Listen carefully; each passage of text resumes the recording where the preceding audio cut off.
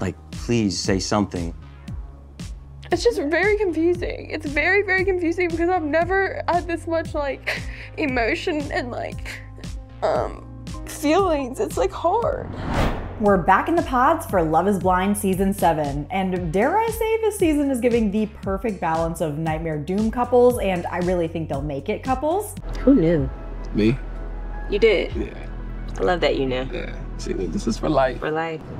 I'm sure I'll be proven wrong when the next batch of episodes drops and everyone turns out to be a total cluster. But for now, let's get into episodes 1 through 6 of Love is Blind Season 7. Who got engaged and who broke up? I'm Anna Rumor, and this is Pop Culture Social Call.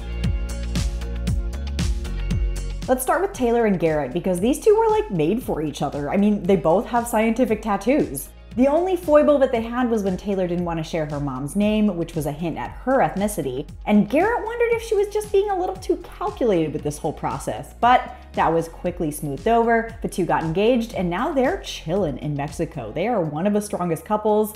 Talk about chemistry.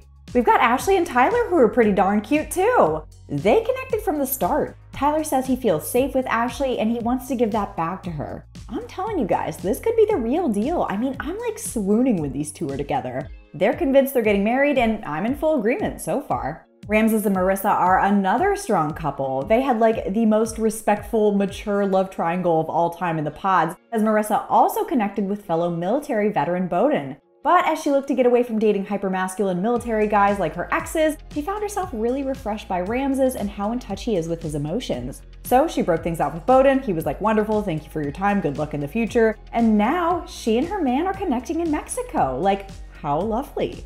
Moving on to the couples I've got a little less faith in, we've got Monica and Steven. These two connected in the pods just fine, but I've gotta say, Mexico changed my whole view on them. Like, this woman hates this man. He's a yapper, I get it, but every time he opens his mouth, she kind of looks mad. At one point, she even tells him to stop talking. Unfortunately, I think Steven's down bad for her. I mean, maybe he's nervous and just can tone it down as we go on, but she seems a little over it. And they're not even in the real world yet. Him and Alex are another couple that's collapsing in on itself like a dying star. I really like these two at the start. I mean, come on. Tim gave Alex a bracelet that was a gift between his older sisters before they both passed away. But in person, I think Alex kind of hates everything about Tim. His sense of humor, his style, everything. And then they have this huge fight off camera in Mexico that had Tim sleeping in another hotel room. Alex apparently called him a name he's not gonna repeat and grabbed his mouth to try and get him to stop talking. Not good, no way this lasts.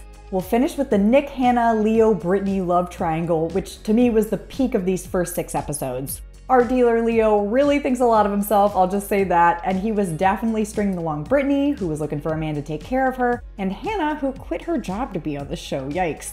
Leo really seemed to be loving stringing these two ladies along, but when Hannah's like, yeah, I've also been bonding with Nick over our shared football/cheerleader backgrounds, Leo freaks out and tries to like pledge his love to her last minute, aggressively. Hannah is super turned off by him basically yelling at her to love him, so she gets engaged to Nick. But then she's mega turned off by Nick, who doesn't look like she thought an ex-football player would, and also gives her the ick with this.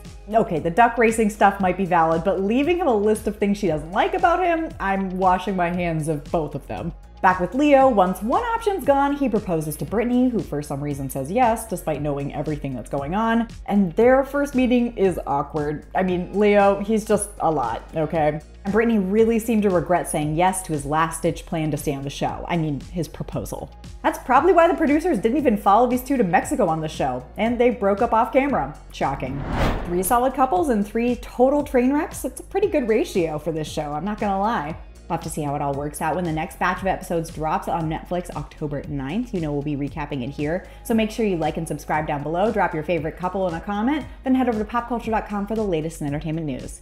Until next time, I'm Anna Rumor, and this is Pop Culture Social Call.